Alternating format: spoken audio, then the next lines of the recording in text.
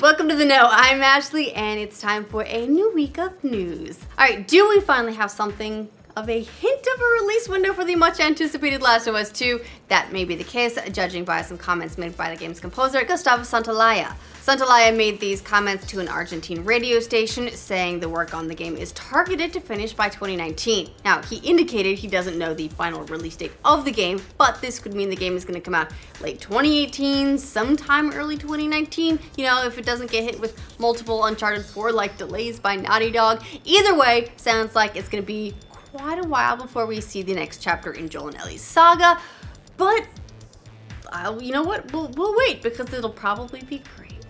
Hot off the reports that Nintendo has managed to up the production of their Switch console to 2 million units per month, the company is now enjoying their highest share prices in a decade.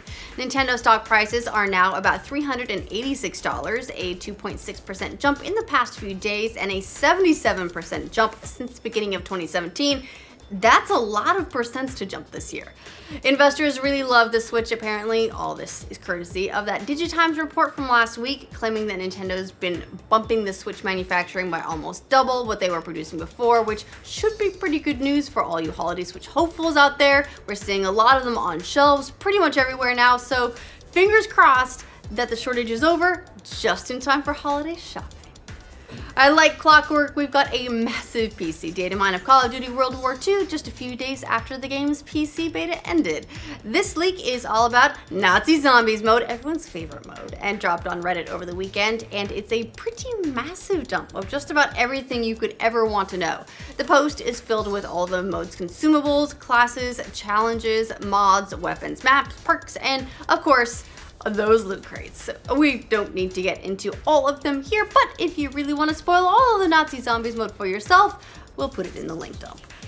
It's time to reiterate once again that Hideo Kojima's Death Stranding is looking to be a long way out from its final release. In fact, the game isn't even fully written yet, apparently. Kojima tweeted recently that he's currently working on Death Stranding's script along with a picture of his desktop background. A mountain he says he'll probably never visit because he's working too hard. Kojima, dude, take a break. Go see a mountain. You've probably more than earned it at this point. We can wait an extra few weeks for Death Stranding, which continues to remain TBD, so you don't even have to delay it to go see that mountain. We'll be waiting until like Last of Us II territory or well beyond probably. You know, 2017's been a really good year for games. If those come out in the same year, we might be looking at another really good year.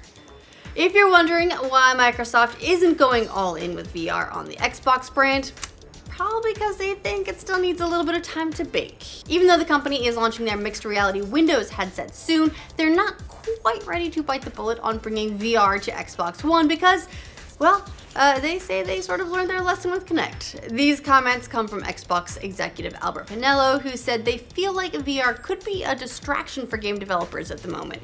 Speaking with Wired, Pinello said, "We learned with Kinect and the Wii that just translating a typical game experience to VR is not a winning strategy. It's the oddball VR-specific stuff that makes it sing. It wasn't something we wanted to distract developers with this year." Now, here's a weird story to report in 2017. Bethesda is defending its new trailer for Wolfenstein II after some people thought it was too mean to Nazis.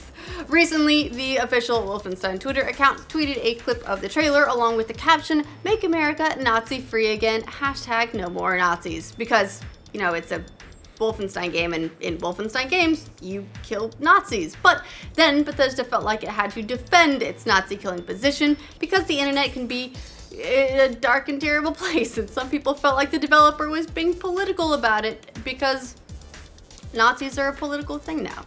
Bethesda's VP for PR and Marketing, Pete Hines, told GamesIndustry.biz, "Wolfenstein has been a decidedly anti-Nazi series since the first release more than 20 years ago. We aren't going to shy away from what the game is about. We don't feel it's a reach for us to say Nazis are bad and un-American, and we're not worried about being on the right side of history here." I agree, Pete, but this is where we are now, apparently.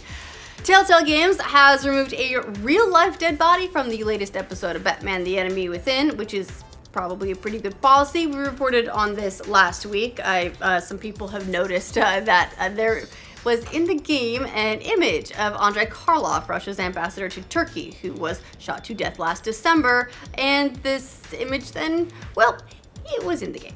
This caused a little bit of an outcry, and in a statement, a Telltale spokesman apologized and said they're taking steps to ensure we continue to maintain our high standards in production and quality assurance. An update to the game yesterday removed the image across all platforms. Telltale told Gamasutra, still no word on how it got into the game in the first place. If it was a placeholder image or if someone thought it was, I don't know, a stock image or something, but hey, at least it's gone now. On a slightly different note, we've got a look at a new Justice League trailer over the weekend. It shows the gang kicking some alien butt, Aquaman riding on lots of stuff. The trailer's set after the events of Batman v Superman, with Lois Lane dreaming she's engaged to Clark Kent, only to wake up and remember that she can't be because Superman is no more. Then we see Batman assembling a superhero team of Aquaman, Cyborg, Wonder Woman, and the Flash. He tells them, "Divided, we are not enough. The world needs Superman, and I made him a promise, which is why I've brought you together." Oh, and just in case I wasn't clear enough earlier, Aquaman's still a badass. Totally the best part of the trailer, just saying. The film, which is part of the newly scaled back DCEU, is hitting theaters on November 17th.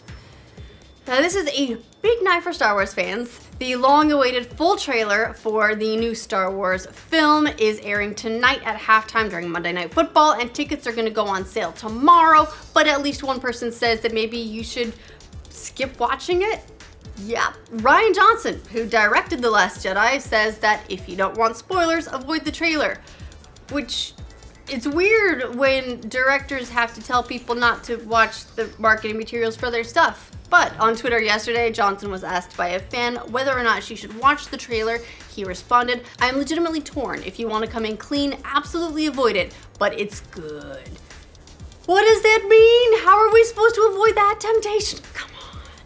Either way, the film is hitting theaters on December 15th. So whether you go in new and fresh like a baby, or you watch this trailer and possibly spoil yourself a little bit but get hyped, you do you. Blade Runner 2049 has been a hit with critics, saw it last week, but amazing. However, when it comes to box office sales, not so much. The new movie, which currently has an 88% on Rotten Tomatoes, opened at #1 last weekend, but its ticket sales were a little bit underwhelming. Entertainment Weekly said the movie pulled in around $31.5 million in the US and Canada, which is like, it's a lot of money. That's a lot of millions, but it's a lot less than some projections had it making up to like $55 million in the opening weekend domestically. And considering the movie had a budget of $150 million, there are probably some very nervous studio executives in Hollywood this morning. Well, for different reasons. Still, we're hearing great word of mouth about the movie, so hopefully that can get things turned around. It really is wonderful. Just on a personal note, it feels like if they, like a sequel that could have been made in the 80s, straight up follow up to Blade Runner, just with way better effects, but the music is great, the cinematography is great, the acting is great, all of the actors just nail their roles. I really liked it, but I also really like Blade Runner, so that's me. Anyway, what do you think of all of these stories? Let us know in the comments down below. To make sure you get news from every corner of the internet every weekday, make sure you like this video, and if you're new around here, subscribe to the know. That will also help. Composer Gustavo Santaolalla. I got that wrong again.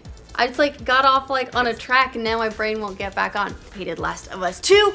May be the case, judging by some comments made by the game's composer Gustavo Santaolalla. Santaolalla.